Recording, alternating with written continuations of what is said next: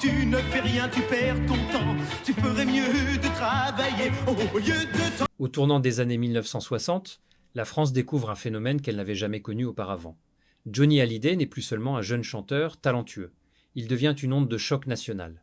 Chaque passage à la radio, chaque apparition télévisée déclenche une vague d'émotions. Son nom circule dans toutes les conversations, ses chansons s'entendent dans les cafés, les écoles, les usines. En quelques mois, Johnny est passé du statut de promesse à celui de phénomène de société. La jeunesse française, longtemps en quête de repères et de liberté, trouve en lui une voix. Il incarne quelque chose, de nouveau, une énergie, une authenticité, une modernité, qui rompt avec le conformisme d'après-guerre. Johnny ne prêche pas la révolte, il chante la vie, l'amour, la passion. Mais sa manière de le faire, libre, sincère, audacieuse, réveille un pays tout entier. Lorsque sortent ses premiers grands succès, comme Souvenir ou Laisse les filles, les ventes explosent. Les adolescents achètent ses disques en masse, décorent leur chambre de ses affiches, imitent sa coiffure et son style. Les journaux notent, mi-amusés, mi-fascinés, un vent de rock souffle sur la France. Les producteurs et les organisateurs de concerts sont dépassés par l'ampleur du mouvement. À chaque représentation, des centaines, parfois des milliers de jeunes se rassemblent pour le voir. La France, jusqu'alors tranquille, découvre la ferveur collective de la jeunesse. Dans les rues, on parle de la fièvre Johnny. Ce n'est pas seulement une mode musicale, c'est un état d'esprit. Johnny devient le miroir d'une génération qui veut vivre plus fort, plus vite, plus librement. Son sourire, sa voix, son attitude dégagent un magnétisme irrésistible. Les critiques, parfois sceptiques, finissent eux aussi par admettre qu'il s'agit d'un artiste hors norme. Car derrière la fureur des fans, il y a un vrai musicien, un vrai interprète, un homme qui travaille sans relâche pour offrir le meilleur. Ainsi, entre 1960 et 1962, la France entre dans une nouvelle ère culturelle. Johnny n'est plus seulement un chanteur, il devient le symbole vivant d'une révolution douce, celle du rythme, de la jeunesse et de la liberté. Et cette tempête, loin de s'apaiser, ne fait que commencer. Les concerts de Johnny Hallyday dans les premières années 1960 sont bien plus que de simples spectacles, ce sont des explosions d'énergie pure, des célébrations où la jeunesse française découvre, pour la première fois, la puissance libératrice du rock. À chaque représentation, les foules s'amassent des heures avant l'ouverture des portes. Les cris, les rires, les larmes, tout se mélange dans une ferveur qui dépasse la musique elle-même. Sur scène, Johnny est incandescent. Dès les premières notes, il capte l'attention de tous. Son corps bouge avec une intensité instinctive, son regard embrase la salle, sa voix rugit avec sincérité. Chaque chanson est vécue comme une confession, chaque geste est une promesse de liberté. C'est pas un spectacle, c'est une communion. Les photographes fascinés tentent de capturer cette énergie insaisissable. On voit Johnny se jeter à genoux, lever les bras vers le ciel, sourire entre deux accords, des images qui feront bientôt le tour du pays. Les journaux titrent « Johnny enflamme la jeunesse ». Une nouvelle France danse sur son rythme. Les organisateurs de concerts doivent parfois interrompre les représentations, tant l'enthousiasme du public devient incontrôlable. À Paris, à Marseille, à Lyon, des milliers de jeunes se précipitent pour l'apercevoir, pour partager un moment avec lui. On parle même de Johnny Mania. Les salles ne suffisent plus, on doit déplacer les spectacles dans des stades. Mais au-delà du tumulte, Johnny reste profondément touché par cet amour collectif. Il voit dans chaque visage la même lumière qu'il portait autrefois dans ses propres rêves.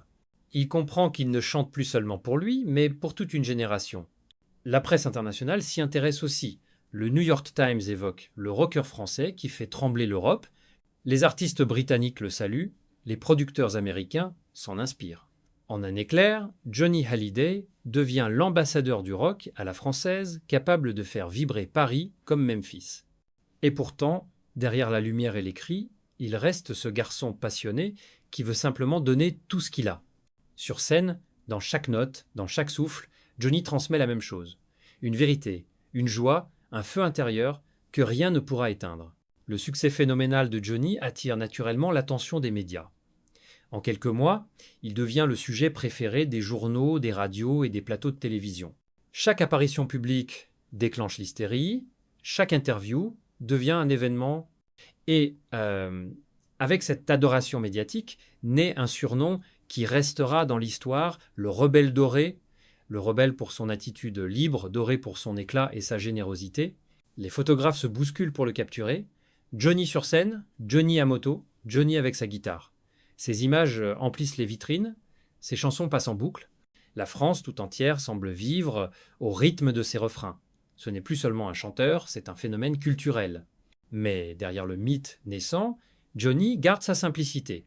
Lorsqu'il se retrouve seul, il écrit, compose, rêve. Il ne veut pas être seulement une icône, il veut être un artiste vrai, fidèle à son cœur. C'est cette authenticité qui fascine la presse. Contrairement à d'autres stars fabriquées, Johnny ne joue pas un rôle. Il vit sa musique. Les journalistes, même les plus critiques, finissent par reconnaître en lui une sincérité rare. Un grand magazine écrit « Johnny Hallyday n'est pas un produit, il est une présence ». Sa manière d'être à la fois tendre et sauvage bouleverse les conventions.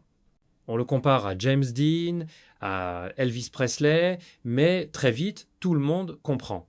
Johnny n'imite personne. Il est Johnny, un mélange unique de force et de fragilité.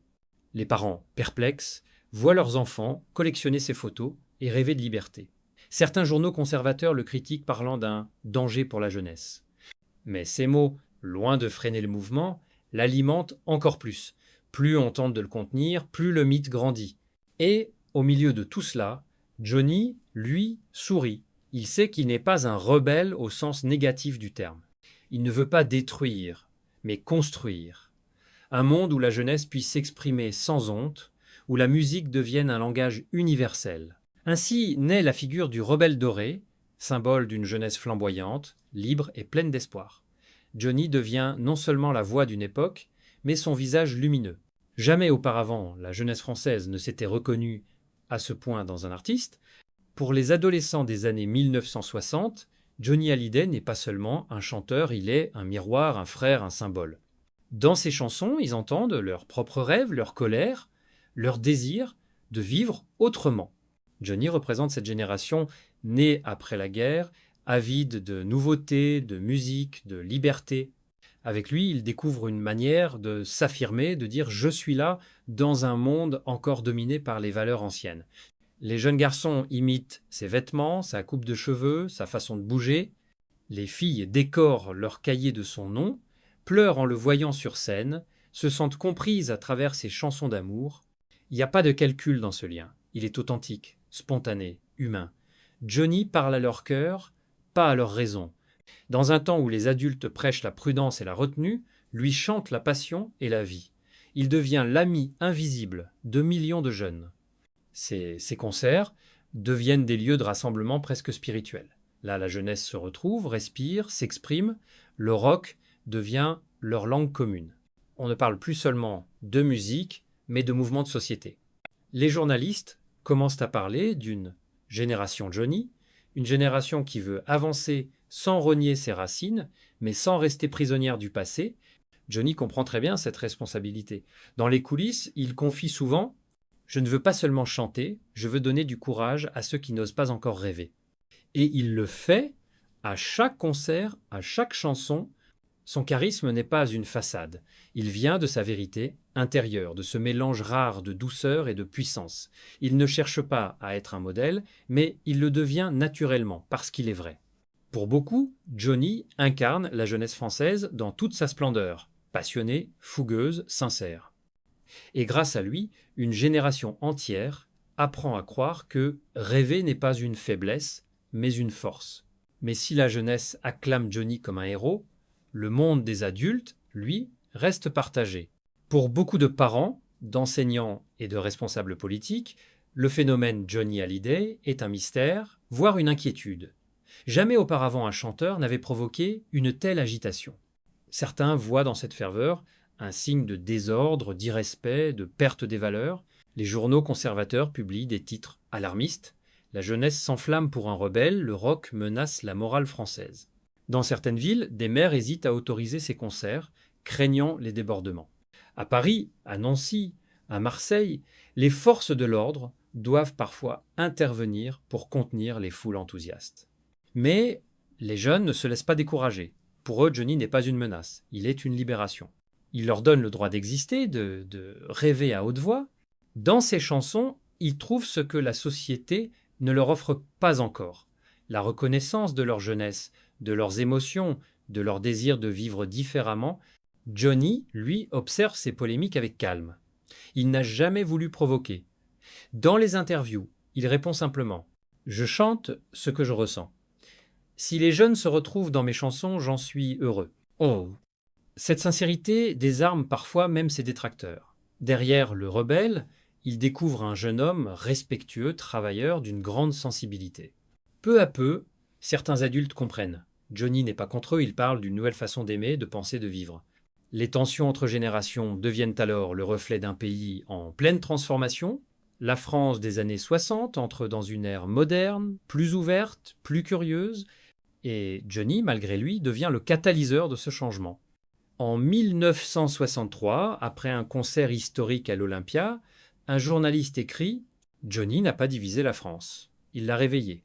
Cette phrase résume tout. Ce que certains prenaient pour du chaos n'était en réalité qu'un cri de vie, celui d'une génération qui voulait simplement être entendue, et Johnny, avec sa voix brûlante et son cœur sincère, a su leur donner les mots. À mesure que la Johnny-mania s'étend à tout le pays, la société française comprend qu'elle assiste à bien plus qu'un phénomène de mode. Elle vit une révolution culturelle. Entre 1964 et 1965, Johnny Hallyday devient une figure incontournable, non seulement de la musique, mais de l'identité nationale. Les radios diffusent ses titres du matin au soir, les journaux suivent ses tournées, et même les cinéastes s'intéressent à son aura. Johnny, conscient de ce que cela représente, ne se repose jamais sur son succès. Il travaille sans relâche, répète, compose, explore de nouvelles sonorités. Il veut que chaque chanson soit meilleure que la précédente et surtout, il veut que chaque concert reste une expérience humaine, une rencontre sincère entre lui et son public. Les jeunes continuent d'y voir leur héros, mais désormais, même les adultes commencent à l'apprécier. Son talent est trop évident, sa présence trop sincère pour être ignorée. Les journaux qui, autrefois, le critiquaient, saluent à présent le travailleur acharné, le perfectionniste, l'artiste complet. Johnny devient le symbole d'une France moderne, audacieuse, tournée vers l'avenir. Il ne représente plus la rupture entre les générations, mais leur pont. Ses chansons parlent de tout ce qui rassemble, l'amour, l'espoir, la passion. Son regard, souvent mélancolique, malgré la gloire, touche les cœurs. En 1965, Johnny n'est plus simplement un chanteur populaire. Il est devenu une légende vivante. Et pourtant, il garde cette humilité désarmante qui le rend si proche de ceux qui l'admirent. Il remercie toujours son public avec la même émotion qu'à ses débuts.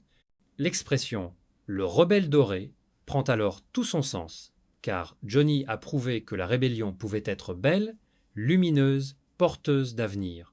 Il a transformé l'incompréhension en admiration, la peur en passion, la jeunesse en mouvement. Lorsque ces concerts se terminent et que les lumières s'éteignent, les visages dans la foule gardent cette lueur particulière, celle qu'on ne trouve que lorsqu'un artiste parvient à toucher l'âme d'un peuple. Ainsi s'achève la première grande tempête Johnny, une onde de liberté qui marquera la France à jamais.